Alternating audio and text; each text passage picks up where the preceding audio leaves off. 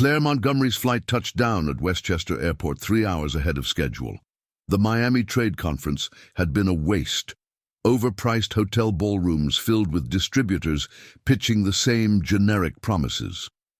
She'd walked out after the morning session, caught the first direct flight home, and now sat in the back of a rideshare watching autumn leaves scatter across the Hutchinson River Parkway. 14 years. That's how long she'd been married to Grant. 14 years since they'd taken her parents' life insurance settlement, the money left after the semi-truck crossed the median on Route 84, and built Montgomery Skin Systems from nothing. Grant handled operations and marketing. Claire handled product development and, though few people knew it, every dollar of startup capital. Her face never appeared in the press releases. Grant was the entrepreneur. She was the chemist who preferred the lab to the spotlight. And living with them in the guest house behind their Scarsdale estate was her younger sister Morgan. 29 now. Claire had been her legal guardian since Morgan was 17 after their parents died. She'd put Morgan through NYU, covered her credit card bills, and never asked for anything in return except honesty. The rideshare pulled through the iron gates at 2:45 in the afternoon. The circular driveway was empty. No housekeeper's sedan, no landscaper's truck, just silence and the faint rustle of wind through the oak trees. Claire paid the driver, grabbed her carry-on, and walked to the front door. It was unlocked. She stepped inside, set her bag down in the marble foyer, and listened. The house felt hollow, like someone had drained all the air out of it. She climbed the staircase, her flat soundless on the runner carpet. The master bedroom door stood ajar. She heard voices, low, tangled, intimate. Her hand went to the doorframe. She looked inside. Grant was in their bed. Morgan was on top of him, her dark hair spilling across his chest. Claire's breath stopped. The carry-on slipped from her shoulder and hit the hardwood with a dull crack. They both turned. Grant's eyes went wide, his mouth opening but producing no sound. Morgan didn't flinch. She pulled the sheet up slowly, covering herself, and met Claire's gaze with something that looked almost like satisfaction. Claire's legs moved without her permission. She stumbled backward, her shoulder slamming into the doorframe. The hallway tilted. She caught herself on the banister, descended the stairs in a controlled fall, each step a separate act of will. Through the foyer, past the console table where their wedding photo still sat in its silver frame. Out the door. She got into her car and drove. Her hands gripped the wheel at 10 and 2, muscle memory steering, while her mind went blank. South on the Sprain Brook, the speedometer climbed to 70, then 80. She didn't notice. Across the Tappan Zee, the bridge cables blurring into grey streaks through Nyack, Piermont, towns whose names she didn't register. The sun sank into New Jersey's western hills, staining the sky the color of a bruise. At a rest stop near the Delaware Water Gap, she pulled over and vomited in the parking lot. A trucker asked if she needed help. She waved him away, wiped her mouth with a crumpled napkin from the glove box, and sat on the curb until her hands stopped shaking. When the sky turned black, she turned around. The shock was wearing off, replaced by something harder. She had to hear him say it. She had to know if Morgan had been part of the plan from the beginning, or if the betrayal had layers she hadn't yet uncovered. She had to understand how long she'd been living in a lie. The gate code didn't work. She tried it 3 times, then drove around to the service entrance. It was locked. She parked on the street, walked up the driveway, and rang the doorbell. The door opened. 2 men in charcoal suits stood in the foyer. Behind them, a private security guard she'd never seen before, and behind him, Grant and Morgan, descending the staircase together. Grant wore a navy blazer. Morgan wore a black cocktail dress. They looked like they were on their way to a fundraiser. "What's happening?" Claire's voice came out thin, unsteady. Grant's expression was calm, almost bored. "It means it's over, Claire. You're done." Morgan stepped forward, folding her arms. You really didn't know, did you? All those power of attorney documents you signed while you were cooking dinner, trusting Grant with the boring legal stuff. You signed away the company, the house, the investment accounts, everything. Claire's knees buckled. She caught herself against the doorframe. What are you talking about? One of the suited men opened a briefcase and handed her a file. Mrs. Montgomery, you transferred all assets to a Delaware trust 6 months ago. Your signature is on every page. You're no longer a director, shareholder, or account holder. You have no legal claim to any property or business entity. That's not... Claire's voice broke. Those were expansion documents. For the New Jersey facility. Grant said a lot of things, Morgan interrupted, smiling. And you believed all of them. That's the problem, Claire. You were always too trusting, too soft. Grant adjusted his watch, a platinum Patek Philippe Claire didn't recognize. You built something valuable, I'll give you that. But you never understood how to capitalize on it. I did. And now it's mine. Ours, Morgan corrected, sliding her hand into his. Claire looked at the guard, at the lawyers, at the sister she'd raised, and the husband she'd loved. You can't do this. I'll fight you. You'll do nothing, Grant said. If you try, we'll prove you donated everything willingly. Our attorneys are very good. The best way forward for you is to accept reality and leave quietly. The guard stepped forward, holding a rolling suitcase. Your personal items, ma'am.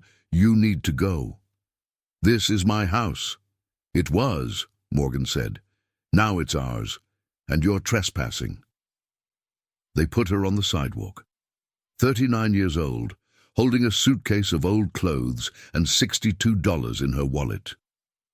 The November wind cut through her jacket.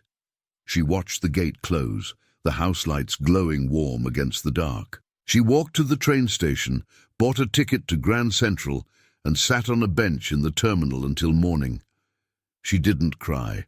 The shock was too deep for tears. When the sun rose over 42nd Street, she stood up and made a decision. She would disappear, she would learn, and when she was ready, she would come back. The studio apartment in Hoboken cost $800 a month and smelled like mildew and the previous tenant's cigarettes. Claire worked as a bookkeeper for a logistics company in Jersey City, pulling 60-hour weeks for $42,000 a year. Her cubicle faced a brick wall. Her co-workers called her Sarah. She'd taken her mother's middle name, dyed her hair darker, and told the hiring manager she'd spent the last decade homeschooling her kids in Vermont. No one questioned it. No one cared. At night, she studied corporate finance through online courses at Rutgers, her laptop balanced on a TV tray because the apartment had no desk. She read Delaware trust law until the words blurred, annotating PDFs with notes on piercing corporate veils, fraudulent conveyance statutes, and successor liability. She saved every dollar, ate ramen with frozen vegetables, wore thrift store clothes she tailored herself with a needle and thread. She told no one who she used to be, and she watched. Grant and Morgan got married on a yacht in the Hamptons, 8 months after the divorce was finalized. The wedding made the society pages, 200 guests, a 4-tier cake, fireworks over the Sound. Claire read the coverage in the Jersey City Public Library, her hands steady, her face blank. Montgomery Skin Systems doubled its revenue that year, the press releases trumpeting expansion into Sephora and Ulta. But Claire requested the SEC filings, studied the footnotes, and saw what the glossy headlines didn't say. Grant had leveraged everything to fuel growth. He'd taken out private loans at 15% interest, mortgaged both production facilities, borrowed against future receivables with personal guarantees. The company was a house of cards built on credit, and the foundation was crumbling. Morgan became the brand's public face, her Instagram feed a curated fantasy of wealth and excess. Hermes bags, Chanel sunglasses, infinity pools in Positano. They bought a penthouse in Tribeca for $6.2 million. They vacationed in St. Bart's, Ibiza, the Maldives. They lived like royalty on money that was already spent. Claire tracked every loan, every lender, every maturity date. She built spreadsheets that mapped the entire debt structure, identifying which notes were sold to secondary markets, which banks were tightening lending standards, which hedge funds were dumping distressed assets at steep discounts. The debt-to-equity ratio was lethal. The interest payments alone were bleeding the company dry, $12 million a year just to service the loans. One bad quarter, one market shift, one retailer pulling orders, and the whole structure would collapse. She waited. She planned. And in her third year in Hoboken, she stopped waiting and started buying. 3 years after she'd left Scarsdale, Claire incorporated a private equity fund called Halcyon Capital, registered offshore, funded by a network of investors she'd cultivated through finance forums and silent partnerships. She used Halcyon to purchase Montgomery Skin Systems debt. Loans Grant had taken from regional banks, mezzanine lenders, high-yield bond funds. Piece by piece, she bought it all. The lenders were happy to sell at a discount, eager to get the risk off their books. By the 5th year, Halcyon Capital owned every dollar Grant owed. $460 million in obligations, all secured by the company, the Scarsdale House, and the Tribeca Penthouse, and Grant had no idea who held the notes. Then the economy shifted. Luxury goods sales declined. Retailers cut orders. Grant's revenue projections missed by 30%. He couldn't make the quarterly payments. Default notices piled up. Desperate, he reached out to private equity firms, looking for someone to restructure the debt and give him breathing room. He reached out to Halcyon Capital. The meeting was scheduled for a Thursday in February in a conference room on the 63rd floor of a glass tower in Hudson Yards. Claire rented the space for the day, furnished it with black leather and brushed steel, and waited. Grant and Morgan arrived at 10 o'clock sharp. Claire heard the receptionist's voice through the door. "Mr. Montgomery, Miss Montgomery, please go in," and felt her pulse slow to a deliberate, measured rhythm. She sat facing the windows, her chair turned away from the door, watching snow fall over the Hudson River. Her reflection in the glass was a ghost, pale and still. The door opened. Footsteps on polished concrete. Grant's cologne reached her first, the same Tom Ford blend he'd worn for 14 years. Her jaw tightened.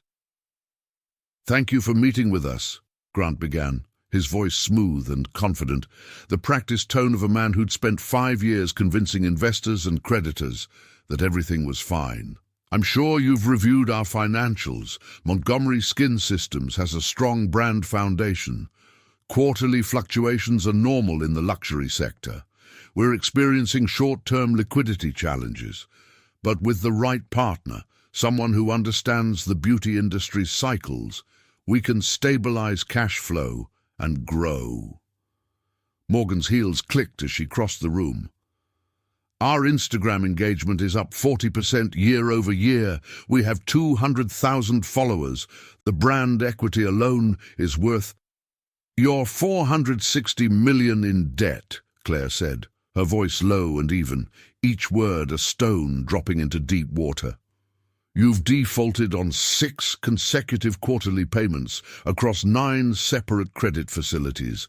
You've used every asset you own as collateral: the Scarsdale property, the Tribeca Penthouse, both production facilities, the warehouse in Elizabeth, and your personal investment accounts. Your short-term challenge isn't liquidity, it's insolvency." Silence, the kind that swallows sound. Claire heard Morgan's breath catch, a small, sharp intake. Heard Grant shift his weight, the leather of his shoes creaking. "I'm sorry," Grant said, his confidence fracturing at the edges, "but who are we speaking to? The fund manager? Your name wasn't on the meeting confirmation." Claire turned the chair slowly. The mechanism made no sound. She let the movement take 5 full seconds, her face emerging from shadow into the grey winter light. Grant's face drained of color, the blood leaving so fast it looked like a time-lapse. His mouth opened. No sound came out. Morgan stumbled backward, her hand flying to her mouth, her heel catching on the edge of the rug. She steadied herself against the table, her knuckles white. "No, this isn't, you can't be—" Claire stood. She wore a black suit, her hair shorter now, cut sharp at the jawline. No jewelry, no expression. "Hello, Grant." "Hello, Morgan." Claire stood. She wore a black suit, her hair shorter now, her expression unreadable.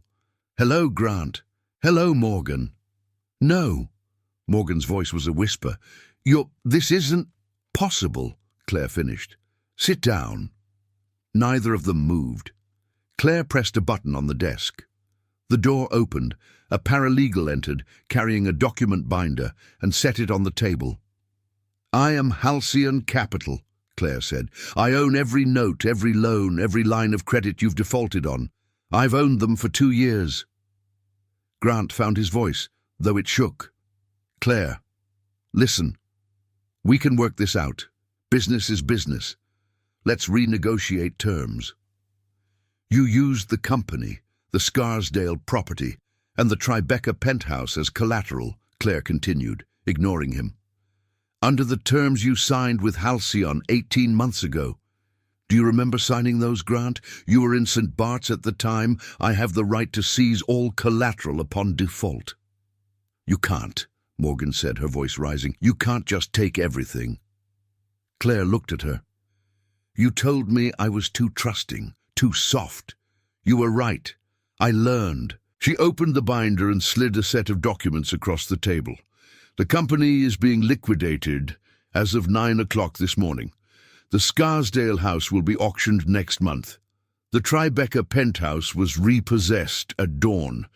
Your joint accounts have been frozen under a court order. Turns out your tax filings contained some interesting discrepancies." Grant's legs gave out.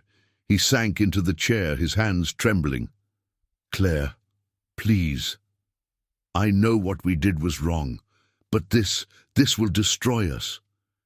"Yes," Claire said, "it will." Morgan lunged across the table, her face twisted with rage. "You're a monster." The paralegal stepped between them. Claire didn't flinch. "You had 14 years to be a sister," Claire said quietly. "You chose betrayal. I'm just finishing what you started." She turned back to the windows, watching the snow swirl against the glass.